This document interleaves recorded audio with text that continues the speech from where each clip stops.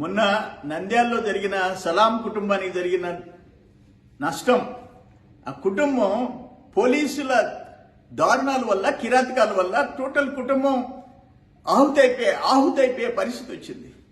నేనేమంటానంటే ఆ జరిగిన సంఘటన కలిచివేస్తుంది. ఈ భారతదేశంలో ఒక పౌరుడు కుటుంబానికి ఇది జరగటం, అందులో పోలీసుల వల్ల, పోలీసు తీరు వల్ల జరగటం.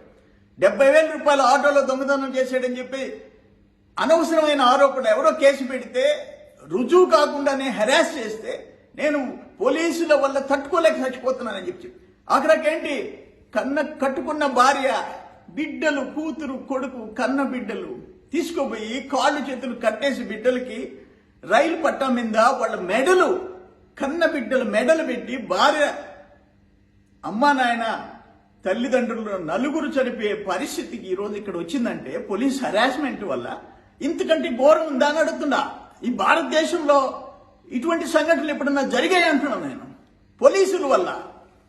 అది నేను మొన్న సత్తార్ కుటుంబం ఏమైంది, రాజమండ్రిలో, బొమ్మూరులో 10 ఏళ్ల బిడ్డ మీద రేప్ చేస్తే ఆ దుండగుల మీద కేసు తీసేయమని చెప్పి మీరు హెరాస్ చేస్తే సత్తార్ పోయేసేసి ఆత్మహత్య చేసుకునే ప్రయత్నం చేసే పరిస్థితి. హద్దు మీరిపోయినాయి, మితి మీరిపోయినాయి. ఆఖరణ ఎస్పీలు, కలెక్టర్లు ఏం చెప్తున్నారు?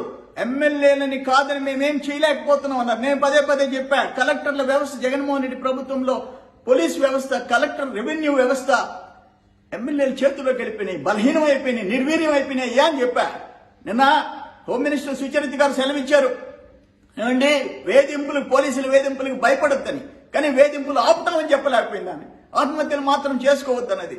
అంటే పోలీసు మీద యాక్షన్ తీసుకునే ధైర్యం హోమ్ మినిస్టర్కి చెప్పేదానికి, ఇటువంటి ఘటన జరిగిన తర్వాత కూడా ఆమెకు ధైర్యం రాని పరిస్థితి ఈరోజు ఈ ప్రభుత్వంలో ఉంది. నేనేమంటానంటే, మీ పోలీసులు 12 గంటల్లో వచ్చింది, బెయిల్ వచ్చింది. ఇక్కడ రైతులకు 13 రోజులు రావు. ఎస్పీని, డిఎస్పీని సస్పెండ్ చేయండి. మీ పోలీసులు చేసిన దానికి మీ పోలీసులు కాదు ఎంక్వైరీ చేయాల్సింది, సిబిఐ ఎంక్వైరీ చేయించండి. నా ఉద్దేశం అయితే సుప్రీంకోర్టు సుమోటోగా తీసుకోవాల్సిన కేసు ఇది.